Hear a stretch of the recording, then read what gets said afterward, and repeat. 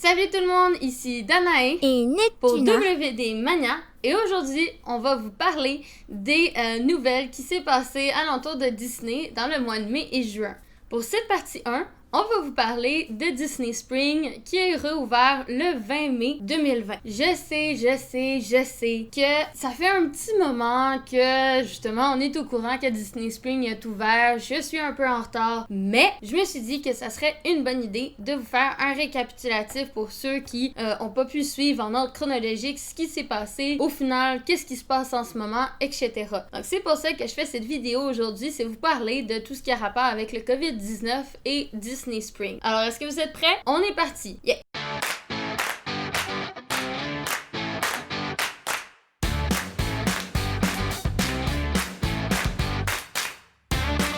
Donc, comme je vous l'ai dit précédemment, les magasins de Disney Spring, certains restaurants et certains magasins ont réouvert le 20 mai.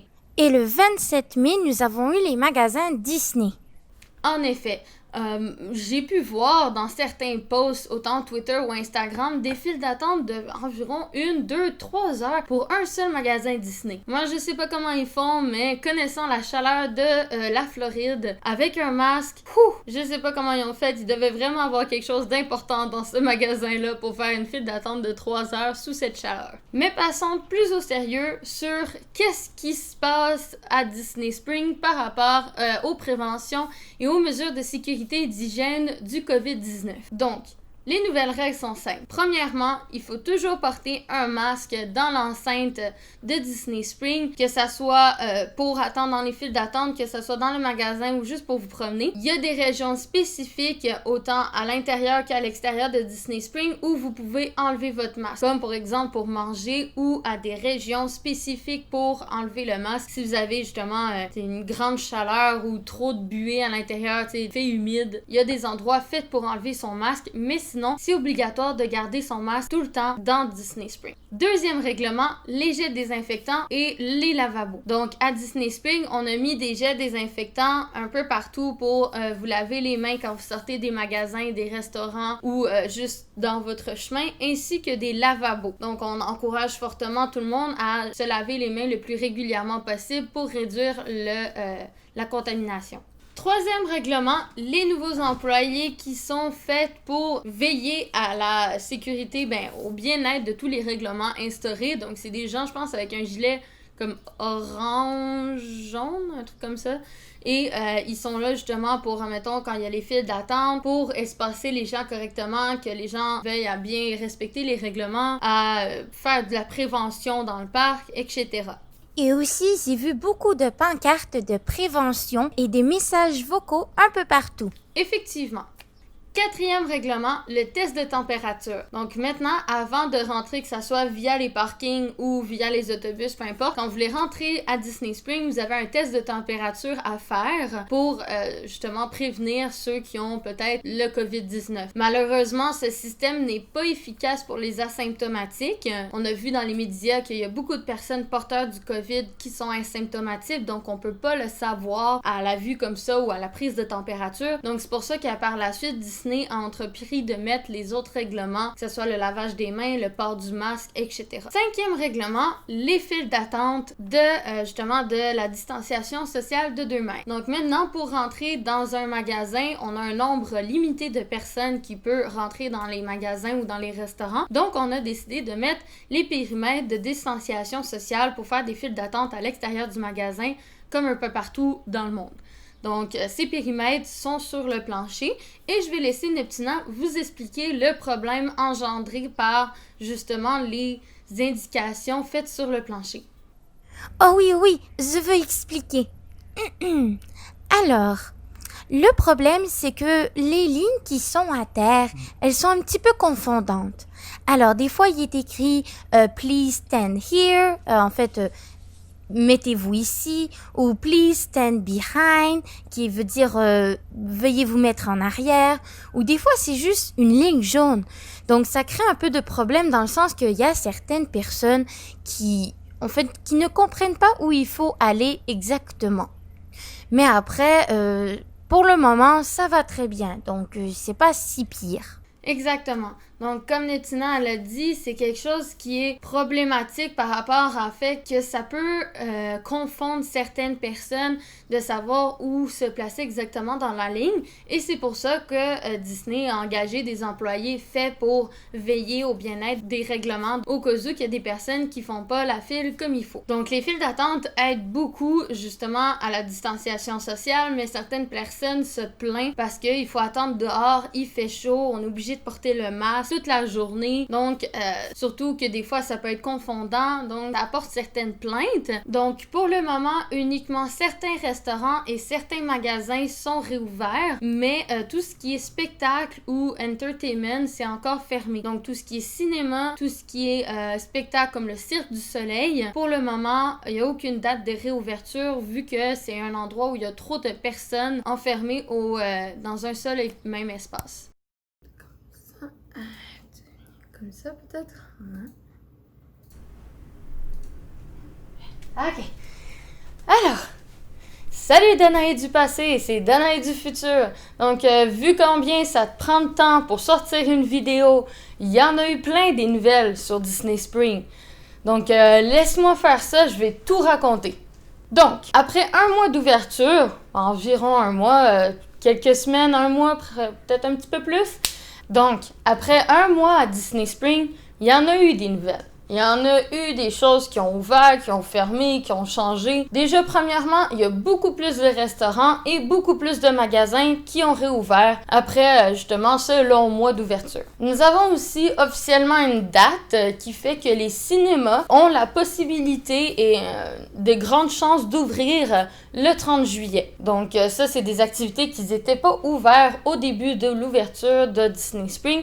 Mais les cinémas ont une date officielle le 30 juillet. Par la suite, Splitsville Luxury Lane, un centre récréatif de bowling et de restaurant, a aussi réouvert le 10 juillet pour le plus grand bonheur des gens. Depuis l'ouverture, il y a beaucoup de magasins qui ont décidé d'utiliser les online queues, les queues en ligne, pour pouvoir en fait réduire le temps d'attente qu'il y a en face du magasin. Donc avec une application, vous pouvez vous inscrire pour être dans la file d'attente en ligne et vous recevez un SMS quand c'est votre tour, plus ou moins quand c'est votre heure de passer. Là, vous allez pouvoir aller dans la file d'attente. Ou sinon, il y a certains autres magasins que c'est toujours comme d'habitude avec le périmètre de distanciation et les files d'attente à l'extérieur du magasin. Les magasins qui sont considérés comme à contact sont enfin réouverts, comme exemple le magasin de thé qu'il y a à Disney Spring est réouvert, sauf que c'est les employés qui doivent justement te faire sentir le thé et c'est eux qui touchent le thé à ta place. Il n'y a plus de petites démos sur les tables ou quoi que ce soit. Donc ça, c'est différent. Et aussi, surtout, ce que moi j'aime le plus, c'est que maintenant, Disney Spring a des masques. Donc, on a des masques thématiques de Disney avec justement la bouche de Mickey ou la bouche de Donald ou peu importe. Sauf que, malheureusement, c'est des tailles des États-Unis. Donc, on peut s'attendre à avoir peut-être des tailles trop grandes ou trop petites, tout dépendant de justement ce que vous choisissez comme taille. Moi, je sais que j'ai déjà vu la taille large. Puis, les cordes en arrière, je trouve que ça tirerait un petit peu trop mon visage. Donc, j'ai pas encore tenté, mais c'est un très bon prix. C'est, je pense, 4 masques pour 20$. Vous pouvez même les trouver sur le Disney Shop. Je lis mes notes. Par la suite, nous avons le fameux ballon montgolfière, appelez-le comme vous voulez, qui est enfin réouvert. Mais malheureusement avec beaucoup de restrictions, une réservation obligatoire et une place assignée à l'intérieur du ballon où vous ne pouvez pas bouger tout le long de l'activité. Un des changements qui plaît le plus aux gens, c'est en fait les Stormtroopers, les Stormtroopers.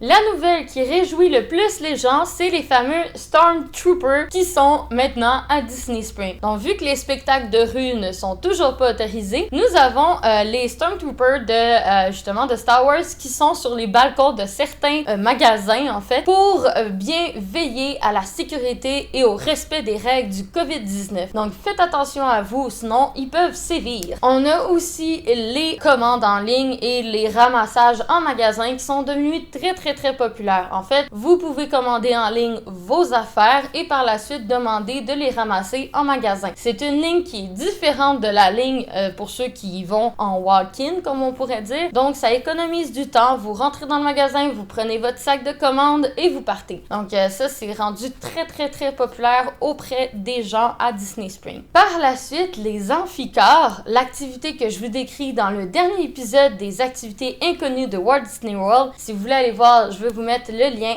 en haut. Cette activité-là a repris du service depuis quand même assez longtemps maintenant, proche de l'ouverture. En fait, ils ont tout de suite repris du service, mais c'est justement sous réservation avec une capacité limitée à l'intérieur de la voiture. Par la suite, pour toute autre activité à Disney Springs, c'est malheureusement encore fermé. Je pense que The Void, dans le temps où je fais cette vidéo, est encore fermé. Par la suite, le Cirque du Soleil avec son nouveau spectacle Draw to Life va reprendre du service normalement pour son premier show le 5 novembre. Donc c'est assez loin, mais c'est un spectacle qui a l'air magnifique. Pour ceux qui connaissent pas, c'est l'association entre le Cirque du Soleil et Disney pour faire un magnifique spectacle sur l'animation et les dessins. On peut voir aussi certains magasins qui étaient en construction reprendre du service, comme le nouveau magasin M&M, Béatrix, Lululemon. Nous avons aussi la fameuse pâtisserie Gideon Bakehouse qui a repris de la construction. Je pense que c'est la pâtisserie que tout le monde attend parce que les gros biscuits de Gideon,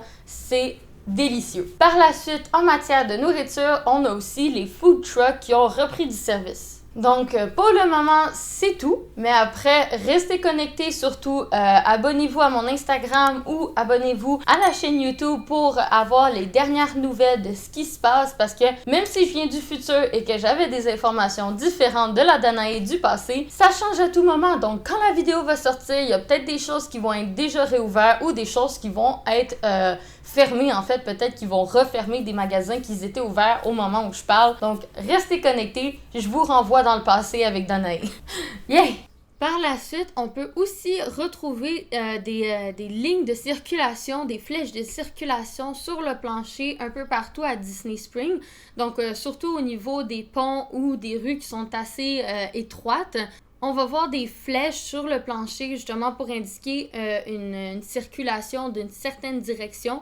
Donc vraiment, c'est pour régulariser la circulation, pour essayer de faire le moins de contacts possible entre les personnes. Par la suite, pour le port du masque, toutes les personnes qui ont plus de 3 ans sont obligées de le porter et le masque doit couvrir autant le nez, la bouche et le menton. Donc ça doit faire un espace quand même assez grand de votre visage. Comme ceci. Effectivement, comme Neptuna.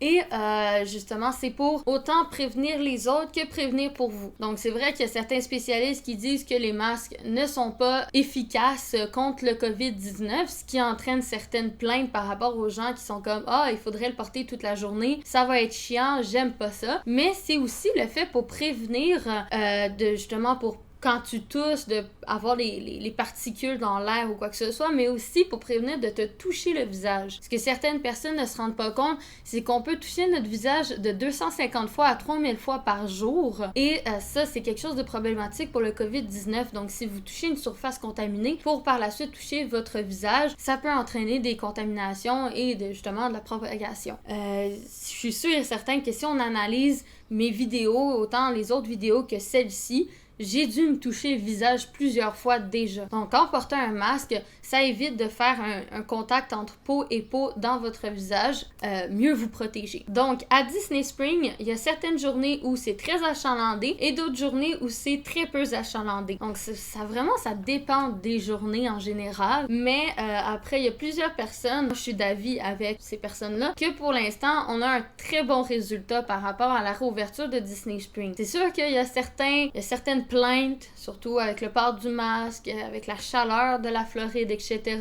Il y a aussi le fait que c'est sûr que c'est pas la façon normale qu'on a l'habitude de faire du magasinage, c'est une réadaptation à faire, mais il y a encore des points négatifs par rapport à certains aspects des règlements qui sont pas encore 100% super bonnes, mais c'est un temps d'adaptation et moi je trouve que pour l'instant, Disney Springs se débrouille très bien pour gérer la situation. Donc après, on va voir au fur et à mesure du temps comment ça avance. Je viens de me toucher le nez. Vous voyez, on se touche souvent le visage.